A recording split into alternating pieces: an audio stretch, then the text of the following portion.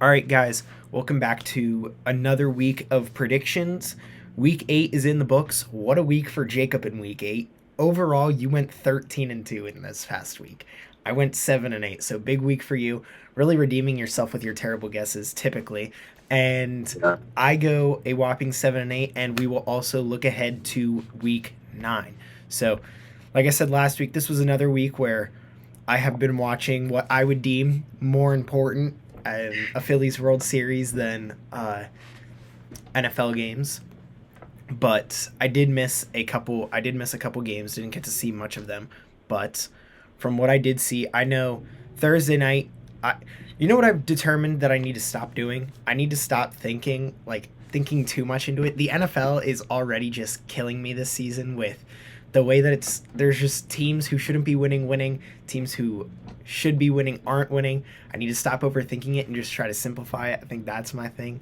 But I still am over 500, but I didn't get to see too much of Thursday night's game. I know Baltimore won, and I know Tom Brady. He's still struggling, isn't he? It's a higher scoring game than I thought it was. It's a higher scoring game, but the Bucks overall are struggling. Their defense isn't up to par. Their offensive line isn't. They can't really get the run game going. Brady hasn't really looked as sharp as he has in the previous seasons. He missed a few throws that should have been at least big games or in some cases a touchdown. So I think that's a big part of the game. And Lamar Jackson has continuously proven that he's doing a lot with not a lot, if that makes any sense. Their Yes. offensive weapons didn't really get any better even at the trade deadline, but he's still doing pretty well. So good for the Ravens. Good for the Ravens also holding on to their lead, which is something that they haven't done much this season.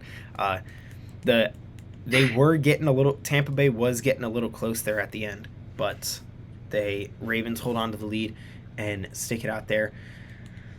Denver and Jacksonville is a game that was in London. I did see this game. This game kind of threw me off. I thought Jacksonville was going to be able to pull it out, and Denver ended up getting a pick at the end of the game to lock the game up. But Jacksonville was driving when they needed to, and they had a pretty good game overall. And I'm just surprised that they ended up losing that game. Especially, Broncos looked a okay. little better in terms of their offense, so that's a promising sign if you're a Broncos fan. I what also surprised me is, I mean, Jackson London is essentially a home field for Jacksonville because they play there every year. They're the only team who has played there every single year, to my knowledge, that they have a London game. Uh, and I believe there's only one team left who hasn't played in London, and I think it's Green Bay who hasn't played in Oh, London. they played London this year. I think I heard it's. I think it's when they do, they would be the last team to play in London. I thought they've already played in London though, like this year. Who'd they play? Let me go back. I'm pretty sure it's the Giants. Remember? Oh yes, you're right. You're right. So I forget who the team was, but they're just short of having all the NFL teams over there. But I would say Jacksonville definitely got the brunt of the London games. But yeah, unable to pull that one out with Trevor Lawrence throwing a bad pick at the end of the game, which I just thought was a bad thrown ball. I didn't think it was really that. I don't think it was Christian Kirk's fault. It was just a bad thrown ball. Good play by the corner to jump the route. So that ends the game for them. Moving to the 1 o'clock games, you have Miami going against Detroit.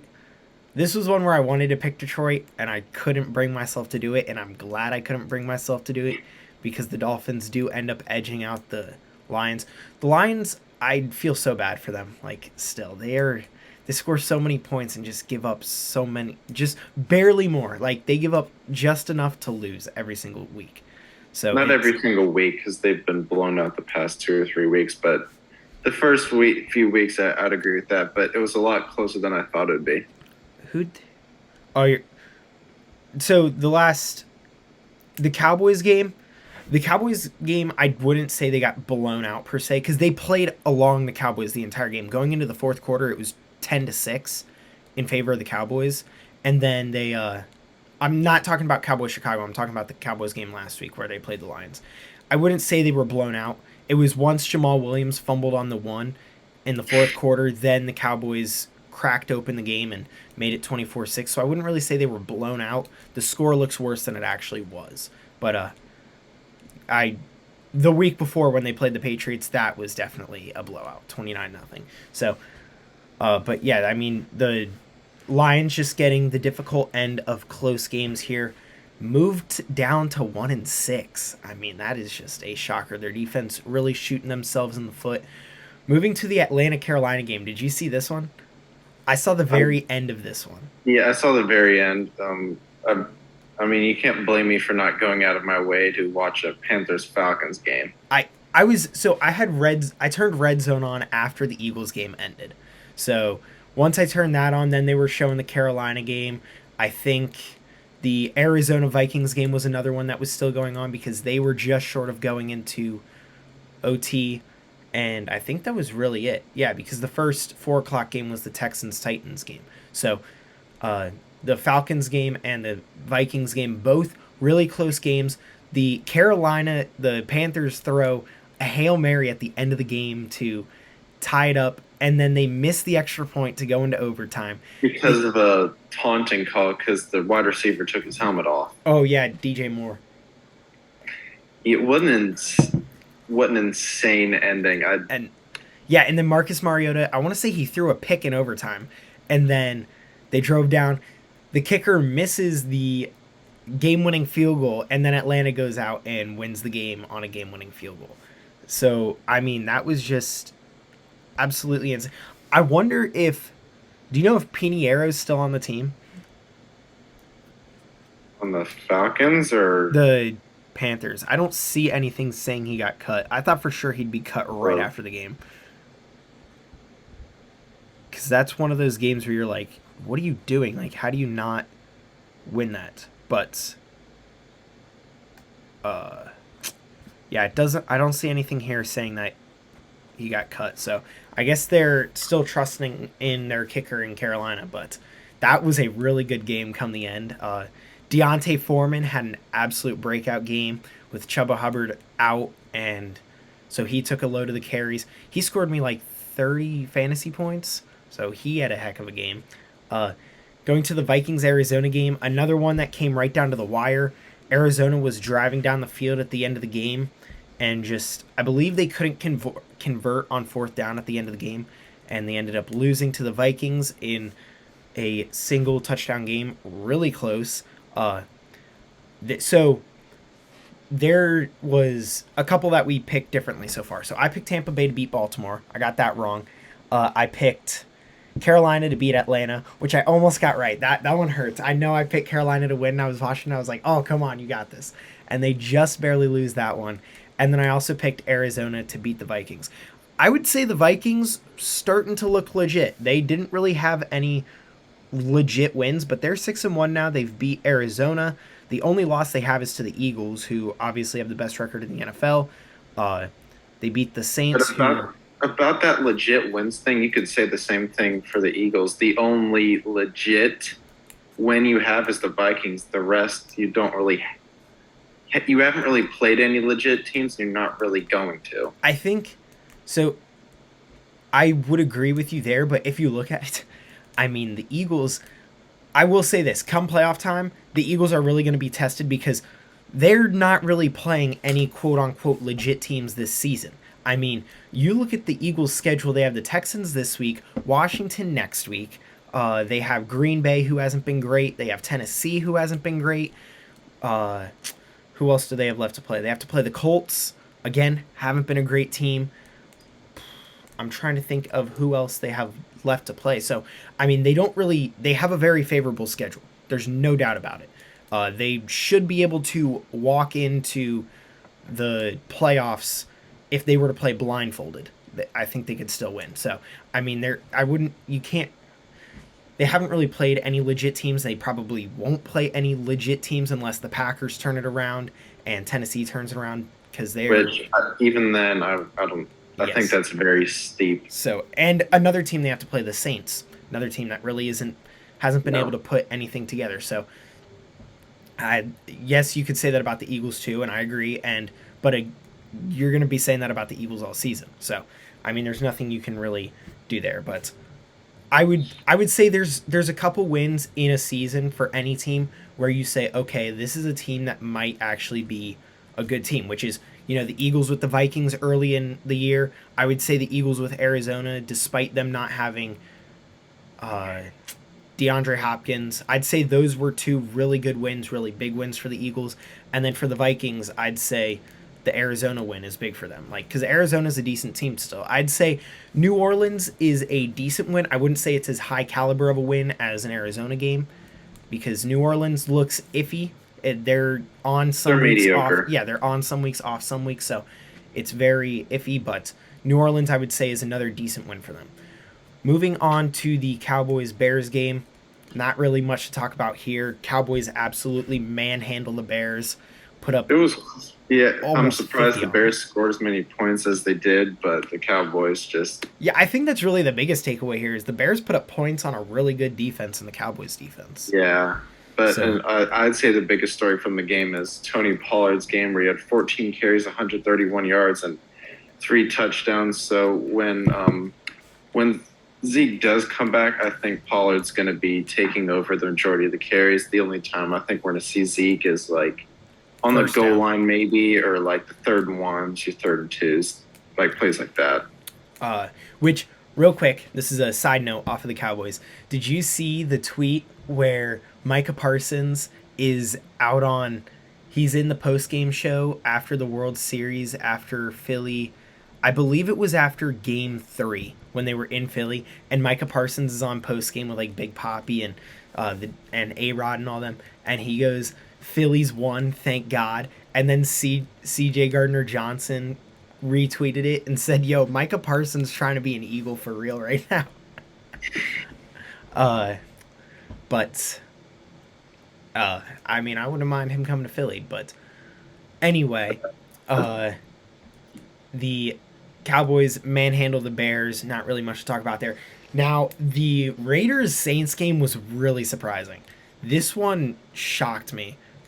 I mean, Saints shut out the Raiders, and we were just saying last week that the Raiders were a very good Yeah, at that the this point two record and didn't. 14. 2-14. Yeah, Yeah, they yeah, the didn't. record didn't reflect how good they are, and yada yada yada, and then they get blanked. Yeah, that I mean that is just insane. Derek Carr, terrible game. Alvin Kamara, what a game from him. He had 3 touchdowns, and so he had 62 yards rushing with a touchdown, and then another 96 yards on 9 receptions and 2 touchdowns. So he had a monster game, and they blank the Raiders, which shocked me. And then the last, well, one of the last 1 o'clock games, one game that we will go into deeper tomorrow when we record it on Friday. Today's Thursday, so we are going to get to the Eagles game prior to the Eagles playing tonight. But Eagles put up 35 on the Steelers, and I think the biggest takeaway from this game is, you know how many plays they had in the red zone? None. One. One. One play in the red zone. They went 1 for 1 on that play. Miles Sanders with a 13-yard carry for a touchdown. But other than that, they had 4 20-plus yard receiving touchdowns. 3 from A.J. Brown and 1 from Zach Pascal. So absolutely insane offensive game for the Eagles. They make the Steelers look like what the Steelers really are. Uh, Going to the Patriots and Jets game, this was another one I was surprised about. Uh, you picked the Patriots, I picked the Jets, and I think this is more of a Jets being haunted by their demons that is the Patriots of a loss. Zach Wilson looked, 3 picks. yeah, he looked like Zach Wilson again. Was not slinging like he has been the last couple of weeks. So he throws 3 picks. Who started for the Patriots? Mac Mac Jones. Jones. 194 yards, a touchdown, interception. Not too terrible, 24 for 35. But Not great, but uh, Ramondre Stevenson having another stellar game at running back. 71 yards rushing and another 7 receptions for 72 yards receiving. So It looks like Ramondre Stevenson might be taking over the backfield in New England. I think that's really interesting. I think so, and I'm really glad I picked him up in fantasy. I wonder who released him.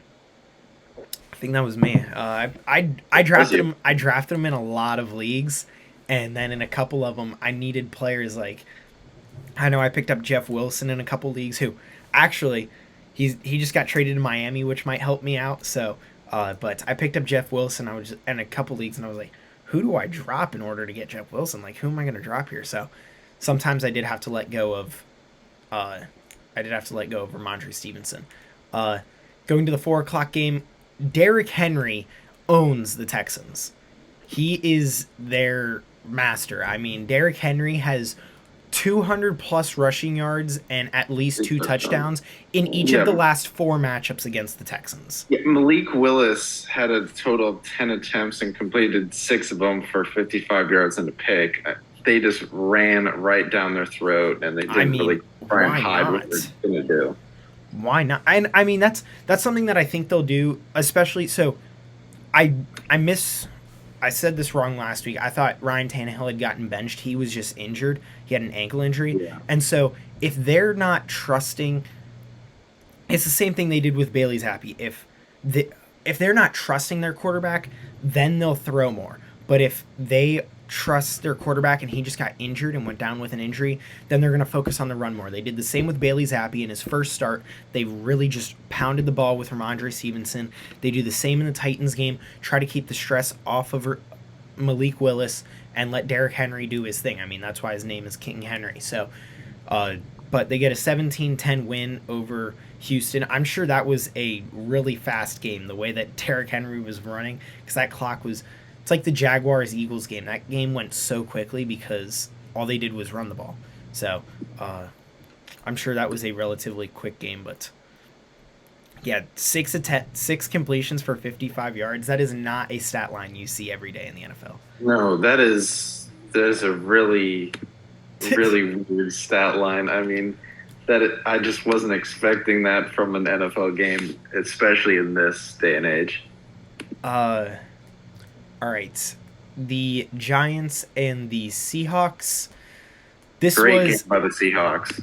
Yeah, this was your game of the week. I mean, I think we're both pumped that the Seahawks came out and shut down the Giants and took that win. Yeah, I think it's cool to see how successful the Seahawks are. Geno Smith's having a great year. I think this is one of Pete Carroll's best coaching jobs we've maybe seen ever. I think he's really stepped up and kind of showed that maybe some of the lack of success that those Russell Wilson Seahawks teams had may have been a little bit on him, and I just think it was a bad situation. But yeah, great win for the Seahawks, and I think this is kind of eye-opening for the Giants that they may not be as good as they possibly think, and they need to get better in areas. There are two things that I take away from this game. One, Seattle might actually be a legit playoff contender this season. And two, I think the next biggest thing is, I mean, the Seahawks, not that they're not great. Okay, not that they're bad on offense, but the Giants let them put up 27 points with one Geno Smith, who obviously has struggled to get a steady job in the NFL up to this point in his career. And don't get me wrong, he is playing great this season, better than he has at all in his career. But Geno Smith was just a bridge for the next quarterback that they're going to try to draft and make their future quarterback. They're going on a rookie running back. They have to focus everything really on DK Metcalf and Tyler Lockett. There's not much that they can do offensively. And granted, like you said, Pete Carroll's doing an amazing job, and the offense is working really well together with a bunch of pieces who are kind of like misfit pieces who might not have been as good as you think they would be. But I mean, that Giants defense, which was supposed to be great, just kind of looked like they fell off in this game. So I mean, that's something that I take from this game. They only gave up 200 and they only gave up just under 300 yards total, which isn't terrible, but I mean, still, that's a game. I thought for sure the Giants defense would take over, and they didn't. So maybe you do see a little bit of a weakness in that Giants team. which, like I said, we both love to see. A another game that we will talk about a little bit more in depth on our podcast, Washington at Indianapolis, coming right down to the wire. Yeah, and McLaurin had one of the biggest catches ever. It was a 50-50 ball with Stephon Gilmore, and he just ripped it out of his hands, and a ridiculous catch at the 2-yard line. Then Heineke kept it. Overall, I think it was a great game by the defense. We couldn't really ask much more of them. They had 2 fumble recoveries. They kept them to 16 points. I know this Colts offense is still trying to figure itself out, but I still think that's a great win. The offense, that first touchdown drive looked great, and that last drive there was some great play calling, great plays behind Heineke, but I would still like to see the offense do a little better, especially because we're going to be playing 2 good teams coming up. If we want a chance, we're going to need to see more scoring from the offense, and I just think that's down to the play calling from Scott Turner. We need to get the run game going. We weren't able to. But overall, a pretty good win, and the team seems like it elevates its game with Heineke under center. I think they do have a little bit more behind them with Heineke because it's like that underdog story, the Cinderella story. Yeah. Then San Fran at LA. I didn't even see any of this game. I see here. I saw the highlights 49ers when McCaffrey threw a touchdown pass. Who? I saw the highlight of McCaffrey throwing a touchdown pass. Yeah, I didn't see much of this game at all. I'm sure that was a trick play, but it was. Yeah, so McCaffrey 1 for 1. It was a 34-yard touchdown pass. Jeez. Yeah, he had a passing touchdown, a rushing touchdown, and a receiving touchdown. This all in one game. Talk about a hat trick. I think that should be the hat trick in the NFL. That's the Gordie Howe hat trick of football. But it's San Fran owning the Rams. The NFC West looks entirely flipped this season. I thought LA was going to be 6-1 by go this back point. to the Super Bowl. Yeah, that is not happening. Doesn't look like it's going to happen. 49ers are just playing mediocre.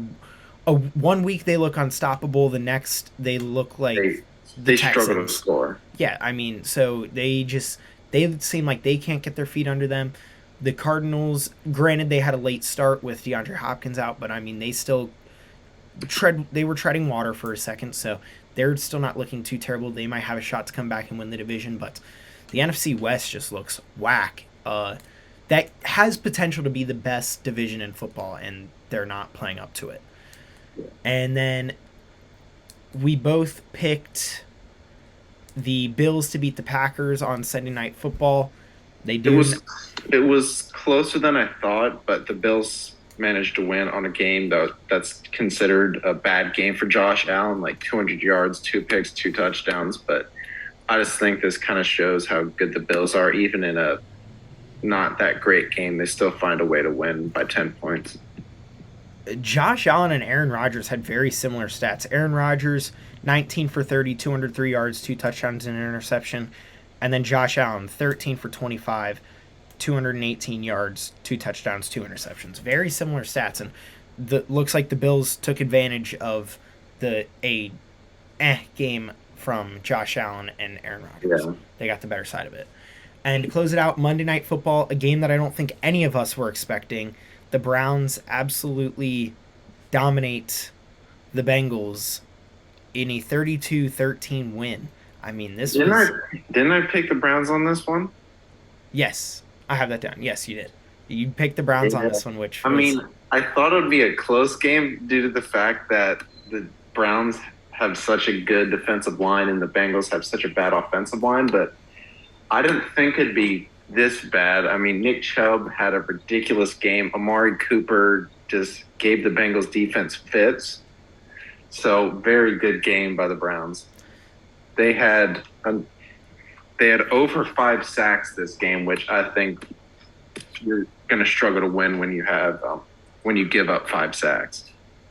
Yeah, if you give up 5 sacks, your offense is definitely struggling and won't be able to do much. But I mean, the Bengals' offense just looked flat the entire game. Yeah. They never really got anything going. The 2 touchdowns that they had, one was a good play. T. Higgins got up over Denzel Ward and just took the ball right out of the air. The other one was a broken play where Joe Burrow's kind of running out of the pocket, just throws one up, and it gets tipped, but it gets tipped right into Tyler Boyd's hands, and they end up scoring on that. But yes, the offense looked flat and weak and just didn't look like they really were doing much. I So think that offense is definitely missing the loss of Jamar Chase. I think that's yes, affecting them. I mean that's when you have a big piece like that and your defense can then focus on your receivers a little bit better. That's a big difference. So uh, if you think about so if you have a big receiver, a deep threat get taken out of the game like that, then it's easier for them to focus on your other 2 good receivers, and you can put a couple more people in the box. You can play a little bit more aggressively. You don't have to worry about Jamar Chase taking off the top. So, yeah, definitely a change in their offense without Jamar Chase. So that'll wrap up week 8. Like I said, you go a total for 13-2. I go 7-8. Big week for you. You are now 5 games ahead of me. Honestly, I'm just happy that I'm over 500. As long as I'm over 500, I'll be happy and I'll at least have a Still in it. chance. Yeah. All right, so going to next week, I will pull up that one. Going to next week, we have starting out tonight, Thursday Night Football, Eagles and the Texans. I don't think there's Eagles. yeah, This isn't going to be a close game. I don't think it will. So the Eagles took out their starters with 10 minutes left in the fourth quarter last week. I wouldn't be surprised if they have them Do out that again. before. Yeah, do that again. Have them out before the fourth quarter even starts. They should absolutely dominate in this game. Uh, Indy going to New England. Patriots. The Colts struggled to score, and they have that new quarterback, and Taylor's questionable again. Yes. I think the Patriots are going to win relatively easy. I'm also taking the Patriots on this one. I really like Ramondre Stevenson kind of, popping up out of nowhere. So he's getting really good. An offensive weapon to watch for them. Something that the Patriots never really have had, a running back that you have to be worried about. So I do like the Patriots in this one over the Colts, especially with them still trying to get Ellinger into their game plan. Green Bay at Detroit. This is one that I'm going to overthink a bit. I'm taking Detroit. I don't know if it's an upset. Let's see. I'd say it's an upset. Okay, yeah. It's technically an upset by the standards of, like Vegas and betting odds and all that. Packers are 3.5 point favorites. I'm going to take the upset and say Detroit wins this one. I have to go with the Packers. I just don't think Detroit has the defense, and their offense has been up and down. So here's my thinking on it. I think Detroit's offense will just torch the Packers defense, and I think the Packers offense just Aaron Rodgers just hasn't been able to connect with his receivers. I understand that, but I trust Aaron Rodgers a lot more than I do Jared Goff. And once we've seen what the Lions do or can't do against an experienced team of the Patriots. I think the Lions, they eventually got to get one of those wins, back. I think this is the one with a struggling Green Bay team, a struggling division rival, is one that they got to get back. The Chargers at Atlanta. I'm taking the Chargers in this one. I'm going to go with the Falcons. The Chargers, this was one where I was thinking about potentially going with the Falcons, but the Chargers, they've been on and off every week. This past week, they were on a bye week this past week, correct? Yes. Yeah. So they were on a bye week this past week. They're coming off, they're fresh. I think their defense has had some time to work together, get back together. I'm taking the Chargers against a weak Atlanta offense. So, going to the Buffalo and the Jets. Bills look unstoppable this season right now. I'm going to go with the Bills, even with the Jets playing better than anyone expected. Minnesota at Washington, one that we will preview a little bit more in our actual I podcast. think it'll be a close game because I think the team is kind of buzzing with Heineken under center. We've won two straight, but I'm not sure I trust the offense. I think we're going to need to score a little more consistently than we have been in the past 2 weeks. So I'm going to go with the Vikings. But I do think it can be close. I think I feel like Washington has a new revitalized sense to them with Heineke behind center.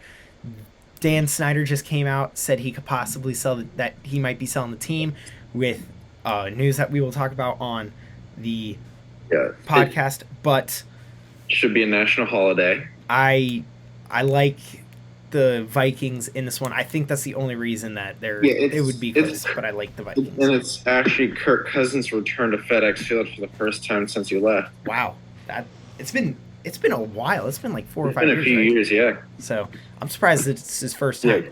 We've gone to Minnesota, but he's never come back. All right.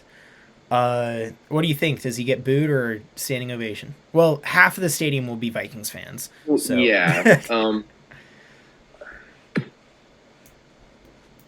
No, I just feel like Washington fans will be indifferent because I'm kind of indifferent. It's like it's been so long, you kind of forget.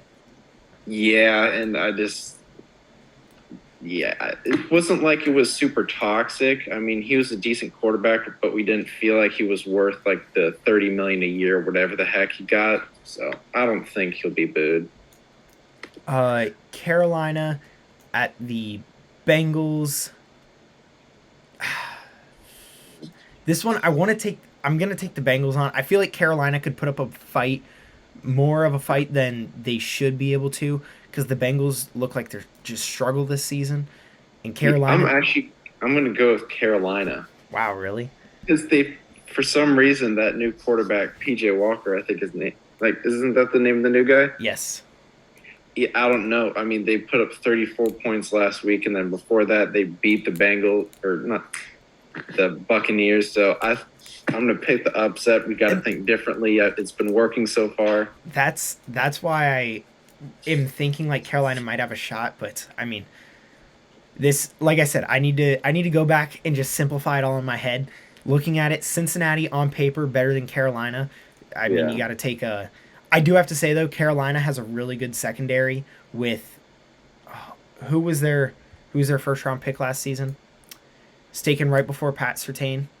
Crap. Horn, J.C. Horn. Yeah. J.C. Horn and C.J. Henderson. They have a really good secondary, so this would be one where Carolina would have a shot, but I like the Bengals more overall.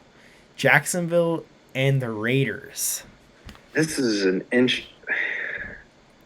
I think Jacksonville's going to win. They're coming off a tough loss in London, and the Raiders, I mean, they got flattened last week. That's really just going to demoralize you. I'm taking Jacksonville. And the Broncos have a pretty decent defense. Not anymore. Well, not as much because they traded Bradley Chubb away, but I have to go with the Jags. Travis Etienne has looked really good the past Travis Etienne has been playing insane.